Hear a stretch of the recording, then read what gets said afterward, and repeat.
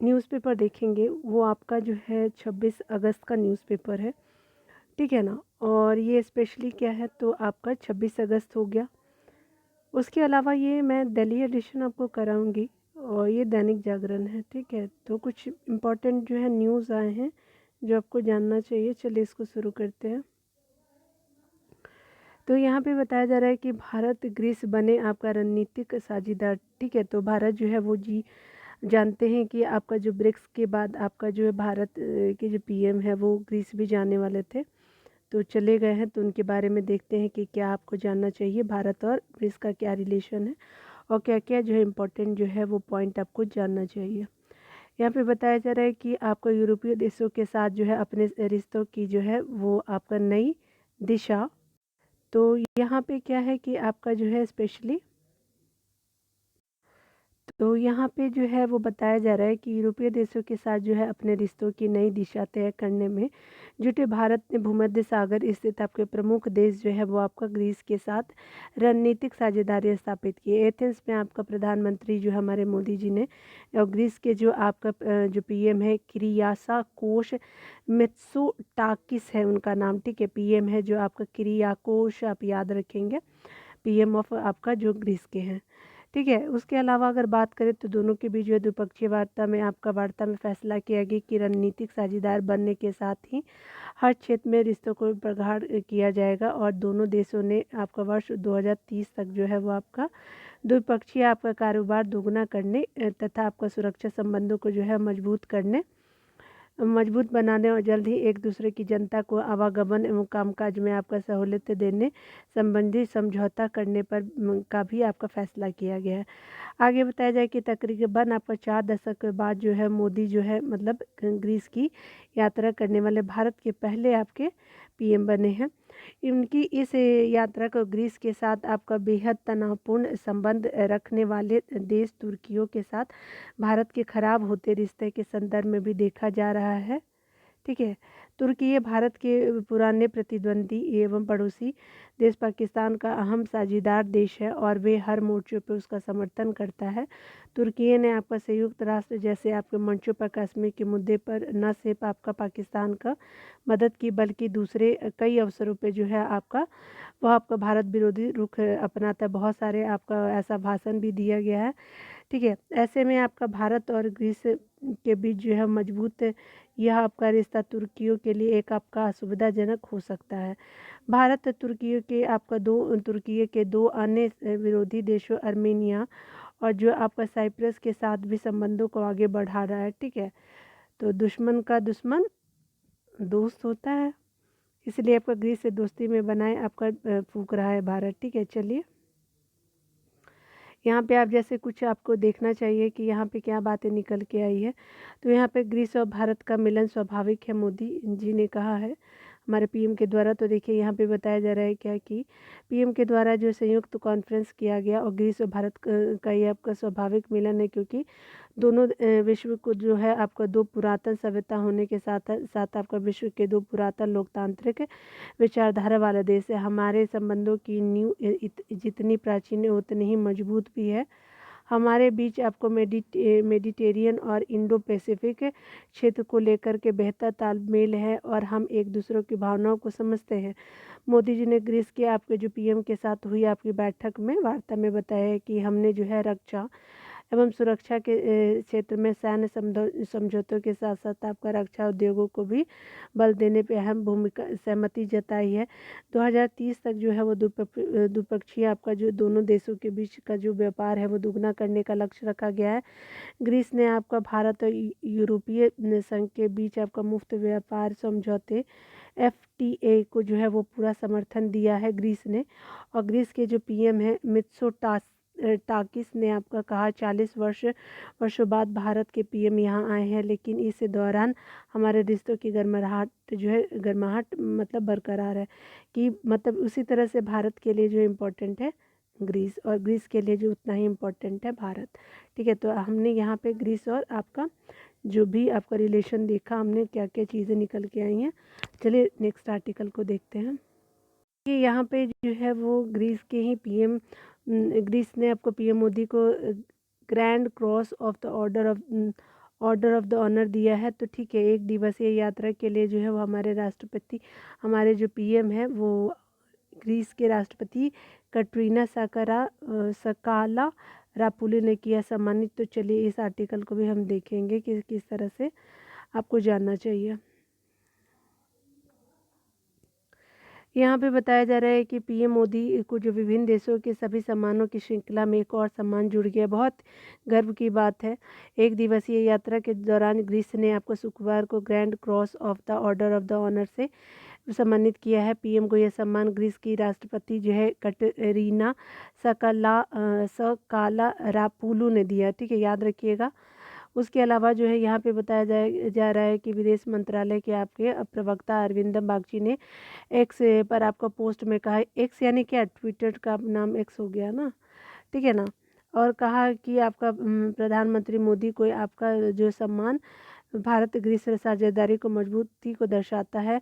Grand cross of the order of honour को 1975 में स्थापित किया गया था। यह आपका सम्मान ऐसे प्रधानमंत्री और प्रतिष्ठित हस्तियों को प्रदान किया जाता है जिन्होंने अपनी विशिष्ट स्थिति के कारण जो है ग्रीस का जो है कद बढ़ाने में योगदान किया। प्रशस्ति पद में कहा गया है कि प्रधानमंत्री नरेंद्र मोदी के रूप में भारत के मित्रवत लोगों को सम्मान दिया गया है। इसमें यह भी कहा गया है कि इस यात्रा के अवसर पर ग्रीस भारत के प्रधानमंत्री और ऐसे राजनेता का सम्मान करता है जिसने जो है अथक रूप से आपका अपने देश की वैश्विक पहुंच को बढ़ाया है। बिल्कुल, मतलब हमारे पीएम को ही नहीं, हमारे हर एक देशवासी को ये आपको गर्व की बात है। ठीक है, जो भारत की आर्थिक प्रगति और समृद्धि के लिए आपका व्यवस्थित रूप को से आपका काम करती है, जिसने आपका साहसिक सुधार किए हैं एक राजनेता, और जो आपका पर्यावरण संरक्षण, उसके अलावा आपका जलवायु परिवर्तन को अंतर्राष्ट्रीय गतिविधियों की सर्वोच्च प्राथमिकता में लाया है। इसमें आपका पारंपरिक आपका हितों के क्षेत्र में ग्रीस जो है भारत मित्रता को रणनीतिक बढ़ावा देने में आपका जो है प्रधानमंत्री मोदी के निर्णायक योगदान को भी आपका मान्यता दी गई है। ठीक है ना, चलिए आगे देखते हैं। अज्ञात सैनिकों की कब्र पर आपका श्रद्धांजलि की यात्रा की शुरुआत हुई है। तो देखिए यहाँ पे पीएम मोदी ने शुक्रवार को जो है एथेंस में आपके अज्ञात सैनिकों की कब्र पर श्रद्धांजलि अर्पित करके अपनी ग्रीस यात्रा की शुरुआत की। बाद में उन्हें औपचारिक रूप से गार्ड ऑफ ऑनर दिया गया। इससे पहले एथेंस पहुंचने पर हवाई अड्डे पर उनकी अगवानी ग्रीस के जो है विदेश मंत्री जॉर्ज जेरापेटारिस ने की। ठीक है, तो यहाँ पे हमने देखा इम्पोर्टेंट आर्टिकल को। ठीक है, यहाँ पे देखिए, यहाँ पे जो है वो पूरी मानव जाति के हमारे जो मतलब पीएम के द्वारा कहा गया है कि चंद्रयान 3 की सफलता पूरी मानव जाति के लिए है। ठीक है, तो देखिए यहाँ पे बोला जा रहा है कि राष्ट्रपति से मुलाकात में आपका पीएम ने कहा कि एथेंस में आपका राष्ट्रपति कटरीना सकाला रापुलू से मिलकर खुशी हुई। हमने कई मुद्दे पर चर्चा की जो भारत और ग्रीस को मजबूत करेंगे। हमने जो सतत विकास को बढ़ावा देने के आपके तरीकों पर चर्चा की। ग्रीस के राष्ट्रपति जो है वो चंद्रयान 3 को सफलता के लिए बधाई दी। इस पर आपका मोदी ने कहा कि चंद्रयान 3 की सफलता सिर्फ भारत की नहीं बल्कि आपकी पूरी मानव जाति की सफलता है। चंद्रयान 3 की जो सफलता द्वारा आपका चंद्रयान 3 मिशन द्वारा एकत्र किए गए आंकड़ा के नतीजे जो पूरे वैज्ञानिक बिरादरी और मानव जाति की मदद करेगी। ठीक है, तो ये हमने देखा इम्पोर्टेंट आर्टिकल। देखिए हम जैसे अभी तो हम लोग ग्रीस के बारे में पढ़ ही रहे हैं। ठीक है, लेकिन क्यों ग्रीस इतना इम्पोर्टेंट है इंडिया के लिए? तो देखिए इसलिए ग्रीस से दोस्ती में नए प्राण फूंक रहा भारत। क्या रीज़न है? तो चलिए इसको देखते हैं।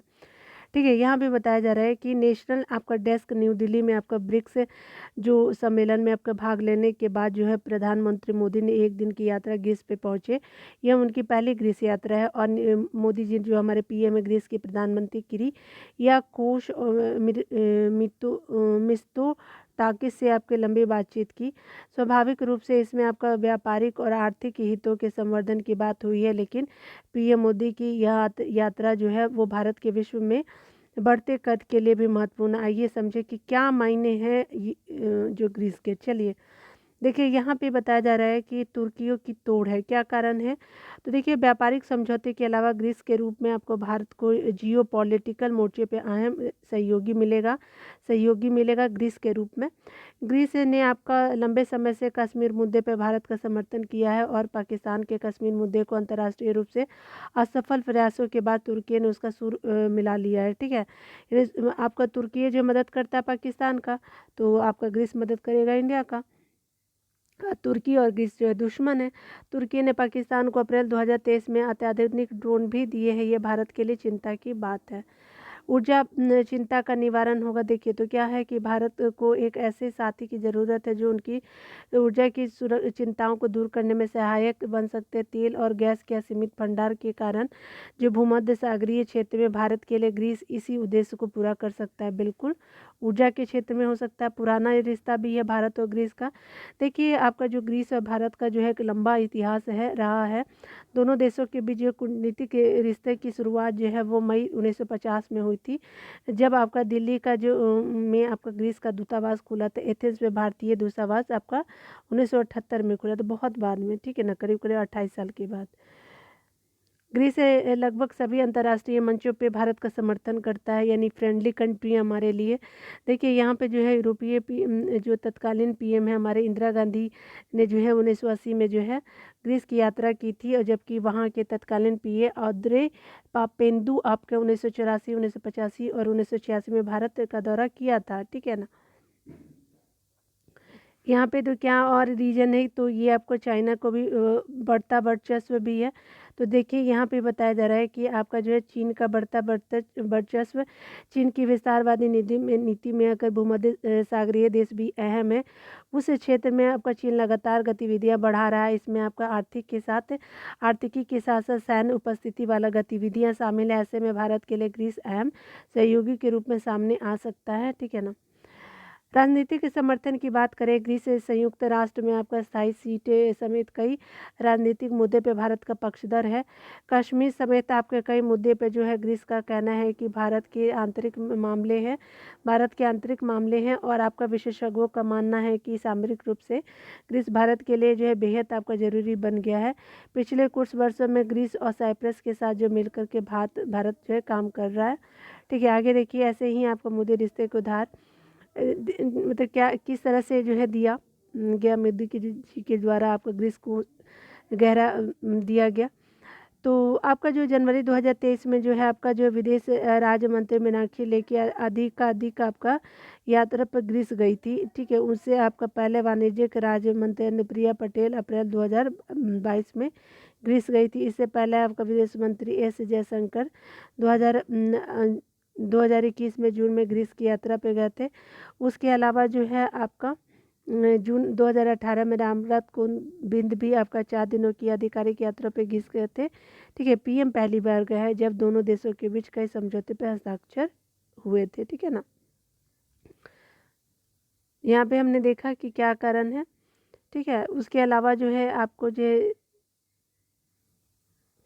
यहाँ पे बताया जा रहा है क्या कि आपका जो बताया जा रहा है कि जो जीत के साथ लौटे में मिरिस्तो टॉकीज, देखिए यहाँ पे बताया जा रहा है कि ग्रीस के प्रधानमंत्री किरिकोस आपका मिरिस्तो टॉकीज की आपकी न्यू डेमोक्रेसी पार्टी ने मई महीने में हुए आपका चुनाव में दोबारा शानदार जीत दर्ज की है। मिरिस्टोकिस ने आपका जून महीने में शपथ ली।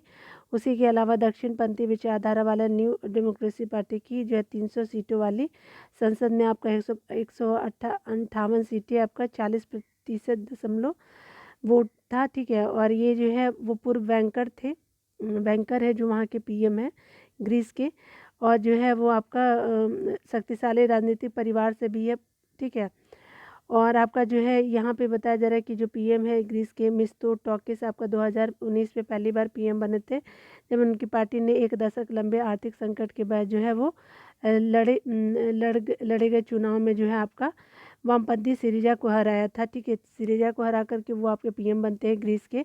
2019 के बाद से ग्रीस में पूर्ण बहुमत हासिल करने के वाली आपका न्यू डेमोक्रेसी पार्टी पहला दल है, ठीक है। तो ये हमने देखा। चलिए अब हम अगले आर्टिकल को देखेंगे। पे जो है वो कानून और आपके न्याय मंत्री के द्वारा जो है आईपीसी, आरपीसी और आपका साक्ष्य अधिनियमों का होगा भारतीयकरण के बारे में कुछ चीज़ें आपको जानना चाहिए। चलिए देख लेते हैं। जो आपके कानून और आपका न्याय मंत्री जो है अर्जुन राम मेघवाल ने आपको शुक्रवार को कहा कि भारतीय दंड संहिता आईपीसी, आपराधिक प्रक्रिया संहिता सीआरपीसी और साक्ष्य अधिनियम का भारतीयकरण किया जाएगा। और जो है केंद्रीय मंत्री ने कहा कि हमें भारतीय तरीके से सोचने की ज़रूरत है और यही कारण है कि गृह मंत्री ने हाल ही में इन विधेयकों को संसद में पेश किया है। केंद्रीय मंत्री जो है मेघवाल ने आपका न्याय विभाग द्वारा आयोजित टेली लॉ योजना 2.0 को लॉन्चिंग के अवसर पे बोल रहे थे। ठीक है, उनके द्वारा कहा गया टेली लॉ 2.0 के लॉन्च के दौरान कानून मंत्री जो है हमारे अर्जुन मेघवाल ने आपका न्याय बंधु यानी प्रो बोनो यानी आपका कार्यक्रम के द्वारा आपका तहत जो है कानूनी प्रतिनिधित्व सेवाओं के साथ टेली लॉ के तहत जो है कानूनी सलाह सेवा प्रदान करने वाले पदाधिकारियों की सराहना की है। न्याय तक जो है पहुंच सुनिश्चित करने के लिए जो है आपका न्याय विभाग ने टेली जो है 2.0 कार्यक्रम की लॉन्च किया गया। तो याद रखिएगा आपका टेली 2.0 क्या है।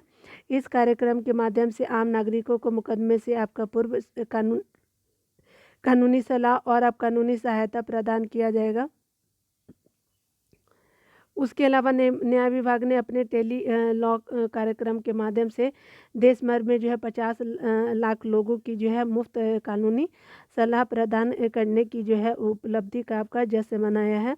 इस अवसर पर मेघवाल ने कहा कि वकीलों द्वारा बिना शुल्क या फिर निःशुल्क कानूनी सहायता प्रदान करने की प्रथा एक पश्चिमी अवधारणा प्रतीत हो सकती है, लेकिन आपका भारतीय संस्कृति और परंपरा में संकट में फंसे लोगों को मदद करने की आपका कई उदाहरण है। उन्होंने कहा कि सामान्य सेवा केंद्रों के माध्यम से टेली लॉ योजना का जो विस्तार करने वाले स्वयंसेवकों को ज़रूरतमंदों को जो है आपका मुफ्त कानूनी सलाह प्रदान करने के लिए जो है वह आवश्यक प्रयास में आपका नहीं फंसना चाहिए।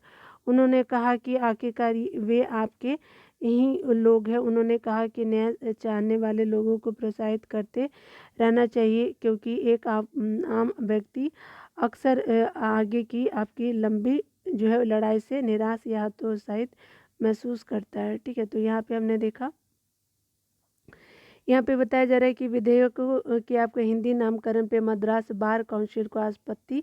चलिए देख लीजिए। मद्रास बार काउंसिल ने आपका आईपीसी, सीआरपीसी और भारतीय साक्ष्य अधिनियम का नाम बदल करके हिंदी में करने के आपका केंद्र के कदम को संविधान के खिलाफ करार दिया है। एसोसिएशन ने इस संबंध में एक प्रस्ताव भी पारित किया है। एसोसिएशन ने आपको सरकार की ओर से नाम बदलकर भारतीय न्याय संहिता विधेयक, भारतीय आपका जो है वो नागरिक सुरक्षा विधेयक और भारतीय नागरिक सुरक्षा विधेयक जो है वो आपका करने पर केंद्र की आलोचना की और हिंदी को थोपने पर कदम करार दिया है। ठीक है, ऐसा थोड़ी ना है। देखिए, आप इतने एजुकेटेड है, हिंदी तो आप भी बोल सकते हैं, ऐसा थोड़ी ना है। देखिए, हिंदी जितने लोग बोलते हैं उतना तो अभी ये नहीं मैं बोल सकती कि साउथ इंडिया के लोग जो है हिंदी नहीं समझते, वो भी हिंदी समझते हैं। अगर वो भी सीख पाएंगे तो उत्तर भारत के लोगों के साथ जरूर मिल पाएंगे। ठीक है ना, तो ऐसा नहीं बोल सकते कि आप मतलब साउथ इंडिया के लोग हिंदी नहीं समझते हैं। बार काउंसिल में आपका जो है अंग्रेजी में इतने बहुत सारे लोगों को जानती है जो हिंदी वहाँ पे वेल अंडर मतलब नॉलेजेबल पर्सन है। ठीक है, भले वो लिख नहीं पाते लेकिन वो समझ जरूर पाते हैं। बार एसोसिएशन ने आपका जो है अंग्रेजी नाम जो है बरकरार रखने का जो आग्रह किया है। मद्रास बार एसोसिएशन के अध्यक्ष VR कमलानाथन और आपका सचिव आपका श्रीनिवासन ने अपने संयुक्त बयान में कहा कि चर्चा और विचार विमर्श के बाद 23 अगस्त को आयोजित मद्रास बार काउंसिल ने असाधारण आम सभा की बैठक में सर्वसम्मति से आपका निर्णय किया गया कि एसोसिएशन विधेयकों के हिंदी नामकरण पर आपत्ति और पीड़ा व्यक्त करता है। ये अच्छी बात नहीं है, मैं इनको सपोर्ट नहीं करती। आप भी कर सकते हैं, हम लोग भी आपके लैंग्वेज को सीख सकते हैं, ऐसा थोड़ी ना। ज्ञातव्य हो कि दक्षिण राज्यों में हिंदी के खिलाफ दुराग्रह समय समय पर प्रकट होता रहा है। ठीक है ना, ऐसा नहीं है कि हिंदी थोपा जा रहा है किसी की। चलिए, इस आर्टिकल में हम लोग देखते हैं मोदी विरोधी से आगे बड़े विपक्ष। ठीक है, तो कुछ आर्टिकल डॉक्टर AK वर्मा जी के द्वारा लिखा हुआ है।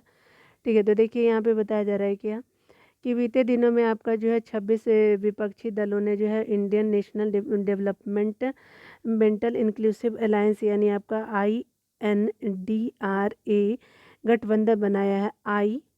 INDRA RA गठबंधन बनाया, जिसका संक्षिप्तीकरण कर ये आपका दल उसे इंडिया नाम दे रहा है। इन दलों ने आपका सोचा कि जो है वो चुनावों को जो है इंडिया बनाम आपका भाजपा बनाने से आपका उन्हें लाभ मिलेगा, लेकिन यह आपका नहीं सोचा कि जनता क्या कहेगी।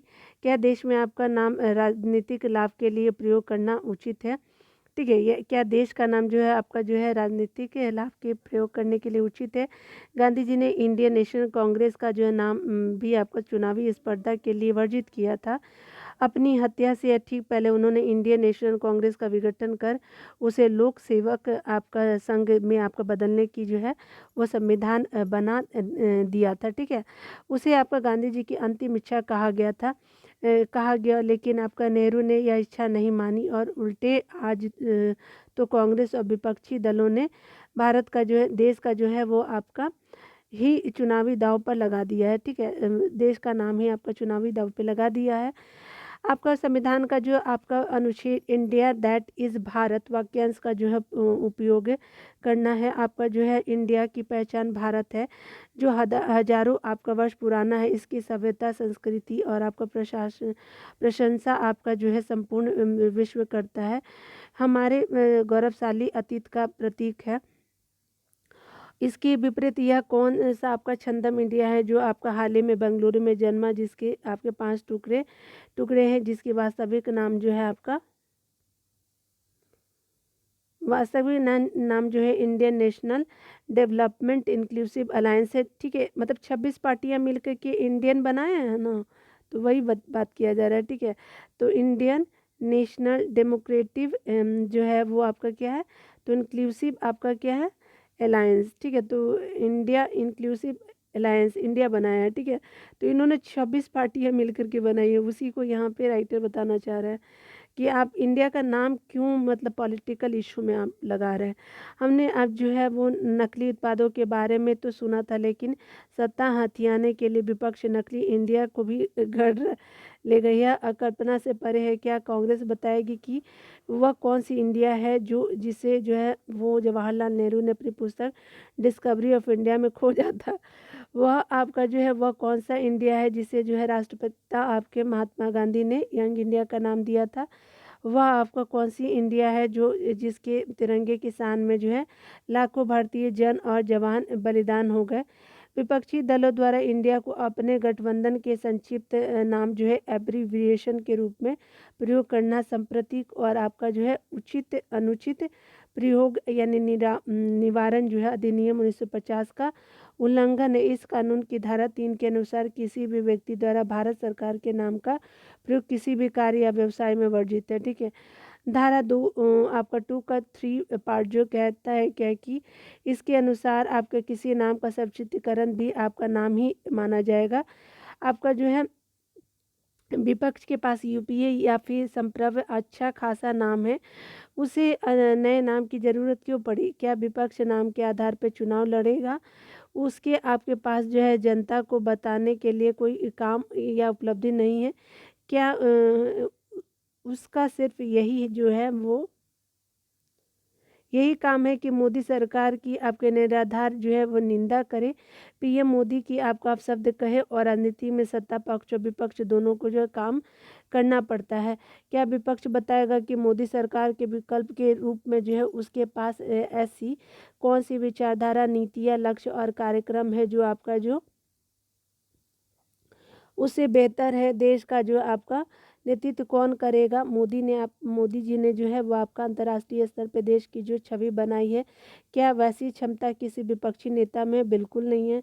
देश में आपका जो स्थिरता ये आई है वो आपका बताया जा रहा है कि जो स्थिरता आई है, ठीक है,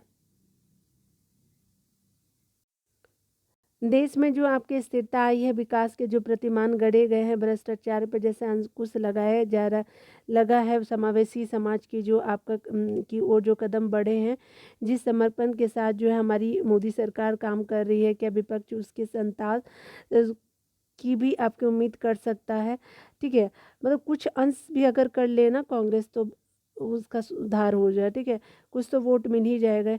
यह तो संभव नहीं है कि किसी सरकार की नीतियाँ और कार्यक्रम और निर्णयों में कोई कमी ना हो, सबकी होती है, ऐसा थोड़ी ना कि आपका जो अभी की सरकार है उनकी कमियां नहीं है, ठीक है। मोदी सरकार सहित आपका नई पूर्ववर्ती सरकारों पर यह आपका बात लागू होती है, लेकिन सवाल है कि क्या राष्ट्रीय स्तर पर आपका गठबंधन सरकारों का कोई मॉडल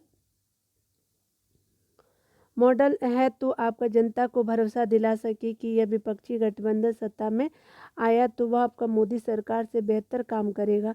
1977 से आपका जो 1980 तक जो है चार दलों की जनता पार्टी सरकार और 98 से आपका 2000 तक अटल बिहारी वाजपेयी की जो है राजग सरकार को जो है स्थिर और मजबूत सरकार के रूप में नहीं जाना गया। सप्रग यानी आपको बताया जा रहा है कि सरकार ने तो कुप्रशासन और भ्रष्टाचार के नए नए कीर्तिमान ही बना दिए हैं। ऐसे में आपका 2024 के लोकसभा चुनाव को लेकर के विपक्षी गठबंधन का क्या एजेंडा है? विपक्ष सरकार की आलोचना अवश्य करे, लेकिन उसे जनता की भरोसा दिलाना होगा कि उसकी आलोचना में दम है। उसे जो है मोदी विरोध की नकारात्मक से आगे निकल कर के अपने सकारात्मक एजेंडे का ध्यान देना होगा। आप अभी का सरकार का बुराई मत कीजिए, आप खुद के कामों को कीजिए। आपको अगर खुद के कामों को करेंगे ना तो आपका भी जो है वो पार्टी का नाम ऊंचा होगा। उन दलों को समझना होगा कि जनता जिस मोदी की चाहती है उसके प्रति अपशब्द या फिर अनगढ़ आलोचना उन्हें कितना महंगा पड़ सकता है, ठीक है। वो आप गाली दीजिए, बीजेपी फिर जीतेगी। विपक्षी गठबंधन को जो है वो जनता को यह भी आपको समझाना होगा कि जिन दलों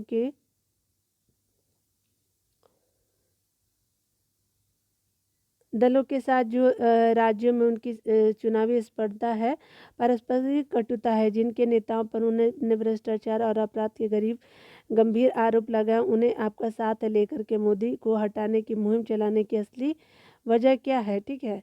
आप चोर को ही रखे हुए हैं, ठीक है। बंगाल में जो है आपका पहले उपचुनाव में आपका कांग्रेस द्वारा तृणमूल से सागर दीघी सीट छीनने, कांग्रेस द्वारा तृणमूल पर आपका गोवा और मेघालय में भाजपाई गेम खेलने का आरोप लगाने और त्रिपुरा में कांग्रेस द्वारा आपका वामपंथी दलों की अपेक्षा से आपका गठबंधन के अनेक दल कांग्रेस से आहत है।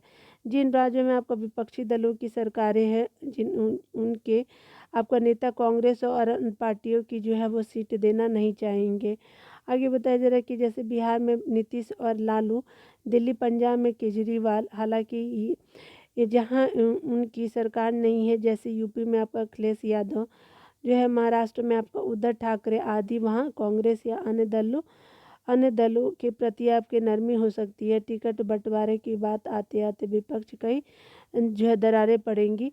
ऐसे में संभव है कि कांग्रेस को अधिकतर राज्यों में आपका वांछित स्पेस न मिलने और उन्हें जो है आपका निर्णय लेना पड़े कि उसे निर्णय लेना पड़े कि राहुल की भारत छोड़ो यात्रा और प्रियंका के वाराणसी से आपको चुनाव लड़ने की संभावना से उपजे दलीय उत्साह के कारण आपका पार्टी सभी लोकसभा सीटों पर जो है चुनाव लड़े।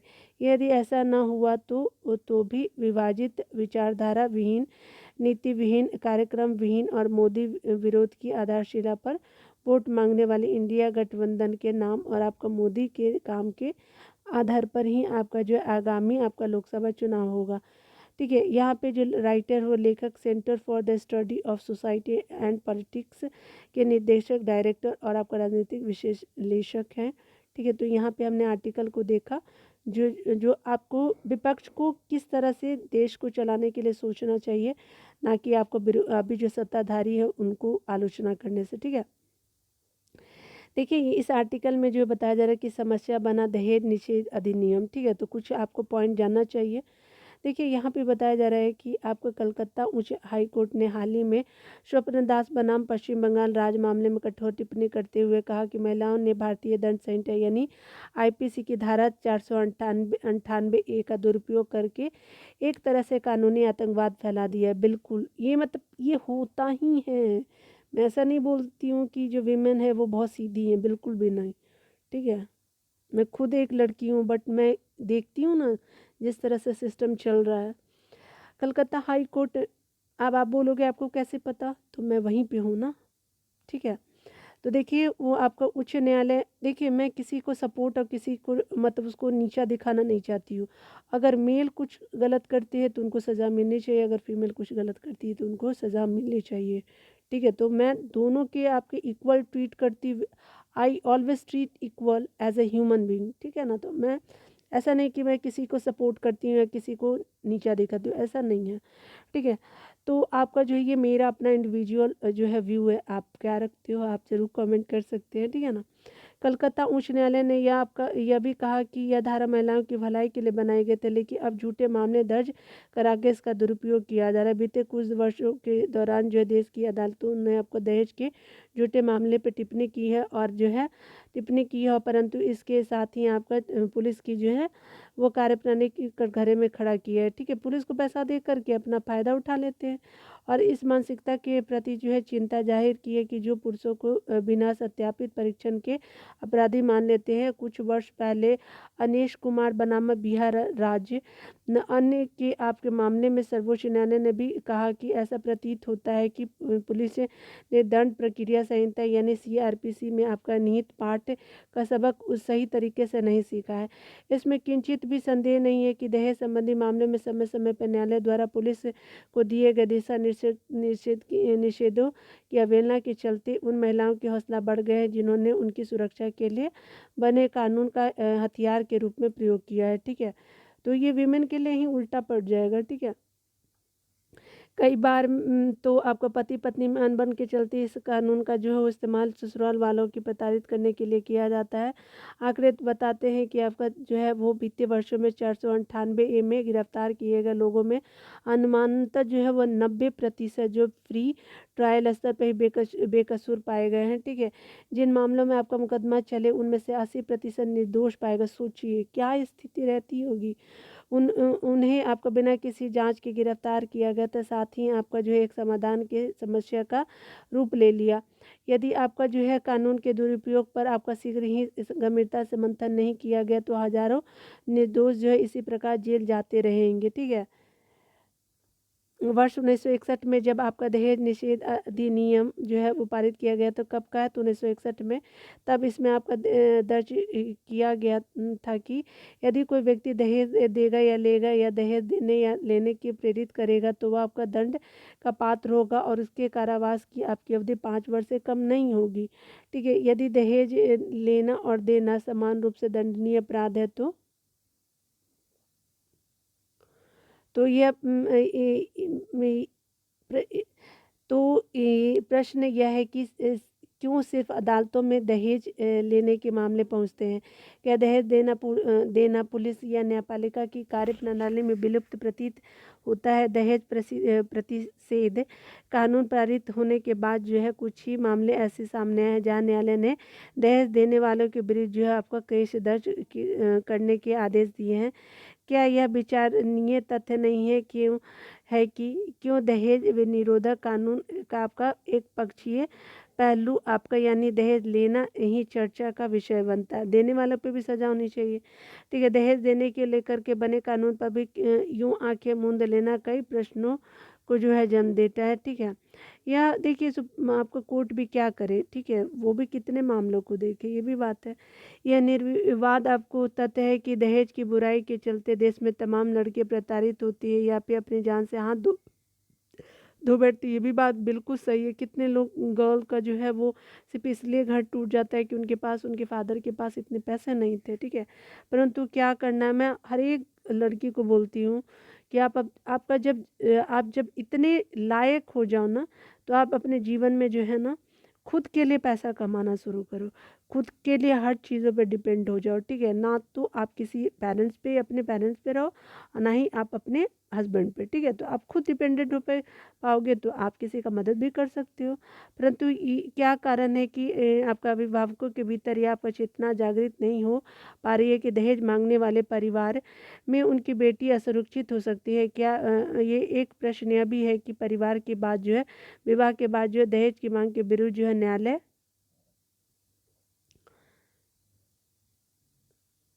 न्यायालय का दरवाजा खटखटाने वाली लड़की विवाह से पूर्व ही ऐसा परिवार से रिश्ता तोड़ने से इनकार क्यों नहीं कर देती है जो दहेज का लोभी। एक बात मैं बताऊं, देखिए मैं खुद एक लड़की हूँ।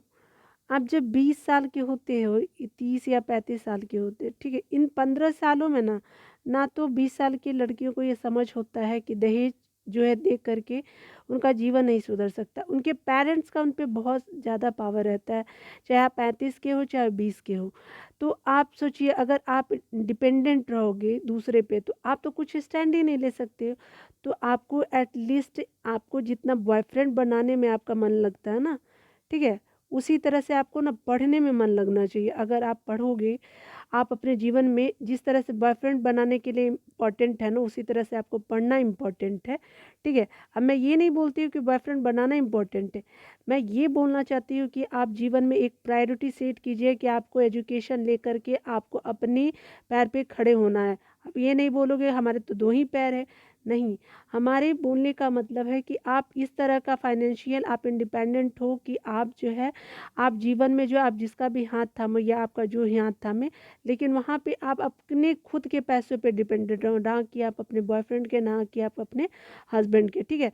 तो आप अपने जीवन में एक चीज़ समझ लीजिए कि आपकी शादी जिनसे भी होती है तो आपको खुद के लिए आप इस तरह से बन जाइए कि ताकि आपको जो है आपके पेरेंट्स दहेज दे तो कम से कम आपके पास अब इतनी बुद्धि तो होनी चाहिए कि आप जो है उस चीज़ को नेगलेक्ट कर सकते हैं।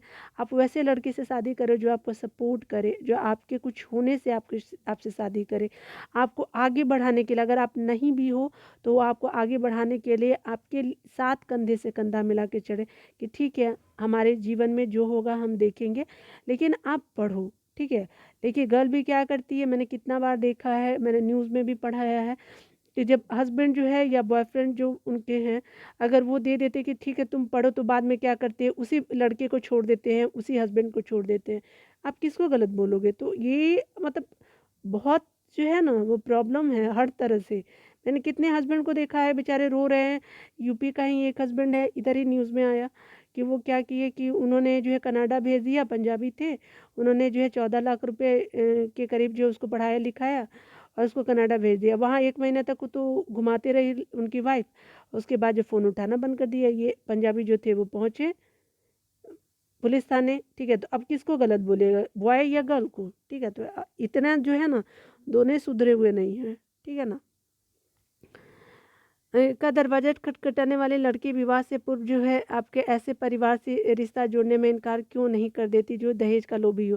क्योंकि वो खुद ही अपना डिसीजन नहीं ले पाती। वो खुद पढ़ी लिखी भी इतनी नहीं है, पढ़ी लिखी है तो पेरेंट्स के ने दबाव में है, वो बोल ही नहीं पाती है। वो चुपके से मोबाइल तो रख सकती है, लेकिन बात तो कर सकती है, लेकिन वो ये नहीं सोचती है कि हम खुद के पैरों पे खड़े हो जाए ताकि मेरा जीवन आगे भी अच्छा हो जाए। ठीक है, नीरा सिंह बनाम आपका दिल्ली यानी सरकार 2007 का मामले में बताया जा रहा है कि दिल्ली हाई कोर्ट ने कहा कि दहेज की मांग के बावजूद यदि वयस्क और शिक्षित आपका महिला दहेज लेने वाले व्यक्ति से शादी कर लेती तो वह उसका परिवार दहेज अधिनियम के तहत अपराध में भागीदार बन जाता है। ठीक है, यह एक कटु सत्य है कि स्त्री धन के रूप में दिया गया आपका उपहार दो परिवारों के मध्य करवाहट होते ही आपका क्या होता है, दहेज रूप धारण कर लेता है। दहेज और आपका स्त्री धन के आपके मध्य जो है विभेद की रेखा का निर्धारण कानून में उल्लिखित नियमों के आधार पर न होकर के आपका संबंध माधुर्य आपका मापदंड के आधार पर निर्धारित होता है।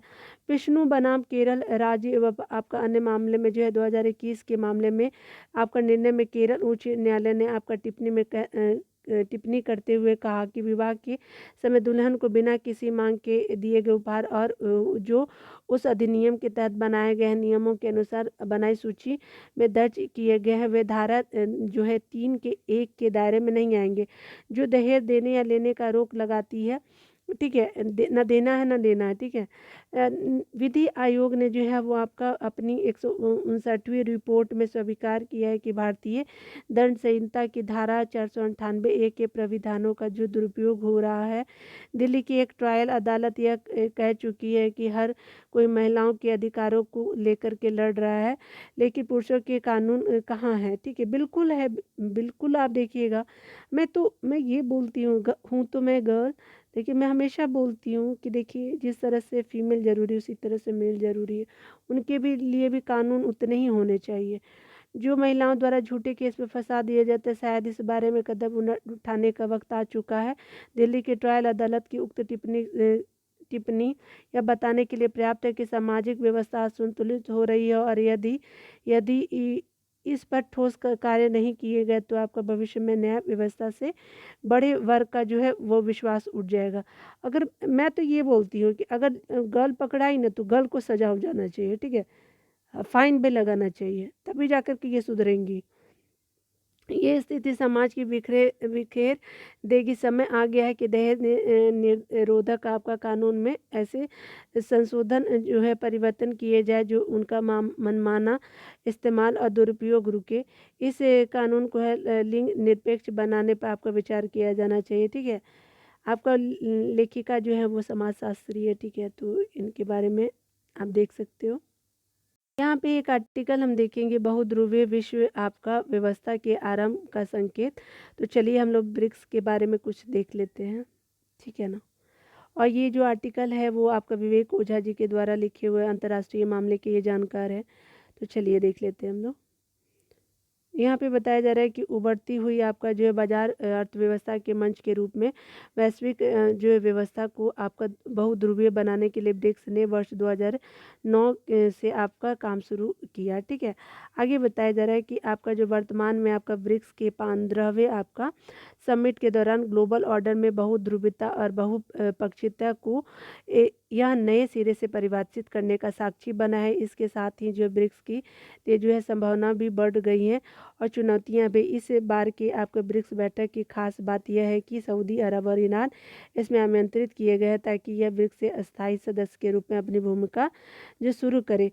यह आपका जो है यह एक ऐसी पहल जो ब्रिक्स की प्रकृति कार्य प्रणाली और उद्देश्यों में एक बड़ा बदलाव लाएगी। भारत ने जब से ईरान और सऊदी अरब से अपने संबंधों को मजबूती दी है, तब से आपका चीन ने भी इन देशों से अपने संबंध मजबूत करने की कोशिश की है। भारत ने चाबार बंदरगाह प्रोजेक्ट, अंतर्राष्ट्रीय उत्तर दक्षिण गलियारा के निर्माण और आपका चाबार जरान दिलाराम मिल्क रोड आपका जो निर्माण के जरिए ईरान के साथ जो है वो मजबूती नज़दीकी बढ़ाई है। वहीं आपका सऊदी अरब के साथ जो है कॉम्प्रिहेंसिव आपका इकोनॉमिक पार्टनरशिप जो है वो एग्रीमेंट किया है चाइना ने, जिसे जो है वो आपका जो है वो सामरिक साझेदारी का दर्जा दिया है और एक्सटेंडेड नेबरहुड भी आपका घोषित किया है।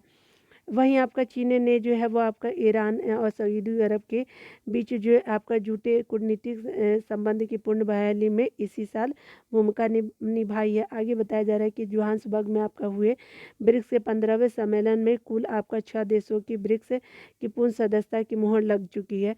संयुक्त अरब अमीरात, अर्जेंटीना, मिस्र और आपका इथोपिया भी इसके सदस्य बन रहे हैं। अगले वर्ष जो है आपका ब्रिक्स बैठकों से ये देश के रूप में काम करेंगे। इससे एक अलग ही प्रकार का अंतर महाद्वीपीय सहयोग सुनिश्चित हो सकेगा। 15वां ब्रिक्स समिट इस बात के लिए भी चर्चा में है कि आपका सदस्य देश इस बात के लिए भी तैयार हुए हैं कि आपसी व्यापार सदस्यों की राष्ट्रीय मुद्राओं में किया जाए। उसके अलावा क्षेत्रीय मुद्राओं के प्रचलन से आपका अंतर्राष्ट्रीय भुगतान प्रणाली में कुछ जो है वो हार्ड करेंसी डॉलर का ही आपका दबदबा नहीं रहेगा।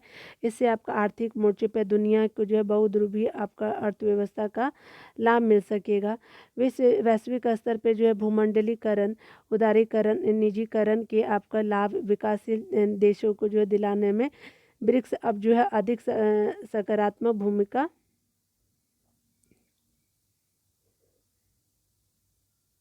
भूमिका निभा सकने की क्षमता से लैस दिख रहा है। ब्रिक्स सदस्यों का मानना है कि ईरान के नाभिकीय कार्यक्रम से उपजे जो आपके विवाद हैं उनका जो है वो आपका शांतिपूर्ण समाधान हो और ईरान को एक तरफा निशाना न बनाया जाए। इससे आपके मुद्दे पर जो है चीन और भारत का दृष्टिकोण आने वाले देशों में देखने लायक होगा। क्योंकि दोनों ही आपका अपने लिए ईरान की महत्ता को समझते हैं। इसके साथ ही ब्रिक्स देशों ने जुलाई 2024 में आपका संयुक्त राष्ट्र सुरक्षा परिषद की अध्यक्षता रूस को मिलने के लिए जो है वो पूर्ण समर्थन किया है। आपको बताया जा रहा है कि ब्रिक्स सदस्य रूस की खाद्य, ईंधन और रक्षा मामले में आपूर्ति क्षमता को जानते हैं। इसलिए जो है यूक्रेन विवाद के बाद भी यहाँ तक संभव हो जहाँ तक संभव हो रूस के हितों की बात कर रहे हैं। लेकिन इसके साथ ही मध्यस्थता और सुलह के आपके जरिए यूक्रेन मामले में समाधान की बात जो है 15वें ब्रिक्स समिट में की गई है। आगे बताया जा रहा है इस बैठक में आपका चीन के आपके राष्ट्रपति शी चिनफिंग ने लद्दाख विवाद के समाधान की दिशा में प्रयास तेज करने की बात कही है। भारत के जो पीएम नरेंद्र मोदी द्वारा आपका स्पष्ट तौर पे वेस्टर्न सेक्टर में आपका जो है वो आपका वास्तविक नियंत्रण रेखा के विवादों के शांतिपूर्ण समाधान का आह्वान किया गया है। यह आपका अच्छी बात है कि चाहे ब्रिक्स हो या फिर एससीओ, भारत अपने हितों और उससे जुड़ी चिंताओं को जो है वो चीन सहित अन्य सदस्य देशों को साफ तौर पे अवगत कराए, जिससे से किसी सही निर्णय तक पहुंचने और सदस्य देशों का समर्थन प्राप्त किया जा सके। भारत में आपको विविध मंचों पर आपका चीन के बेल्ट रोड पहल और आपका खासकर चीन पाक आपका आर्थिक गलियारा को अपनी प्रादेशिक अखंडता और संप्रभुता का उल्लंघन माना है। ठीक है, तो हमने यहाँ पे देखा। आगे बताया जा रहा है कि इसमें बताया जा रहा है कि वस्तुतः ब्रिक्स देश उभरते हुए बाजार अर्थव्यवस्था के नाम से जाने जाते हैं। जिम ओ'नील जो कि आपका गोल्डमैन सैक्स नामक अंतर्राष्ट्रीय कंसल्टेंसी फर्म के आपके मुख्य अर्थशास्त्री थे। उन्होंने वर्ष 2001 में आपका पहली बार ब्रिक्स शब्द को गढ़ा था। इस शब्द को गढ़ते हुए उन्होंने कहा था कि आपका ब्राज़ील, रशिया, भारत और चीन ऐसे उभरती हुई अर्थव्यवस्था हैं जो अपने जीडीपी विकास दर जो है वो आपका, उसके अलावा प्रति व्यक्ति आय, जनसंख्या आधार और विनिर्माण और सेवा आदि क्षेत्र के बल पर आपका 2050 तक जो है वो विकसित देशों की आपकी अर्थव्यवस्था को पीछे छोड़ देंगी। वर्ष जो है 2050 तक आपका जो है आने में तो आपका बड़ी लंबा समय है, परंतु नील को यह सपना उससे पहले ही पूरा होता दिख रहा है। आज जो है चीन एशिया की सबसे बड़ी और विश्व में आपका अमेरिका के बाद दूसरी सबसे बड़ी अर्थव्यवस्था है। साथ ही दुनिया के सबसे बड़ा निर्यातक देश भी शामिल है। ठीक है, जबकि आपका भारत जीडीपी में आपका जो वर्तमान में 3.75 जो है खरब डॉलर है। उसके अलावा भारत विश्व में आपका 5वां सबसे बड़ा अर्थव्यवस्था बन चुका है।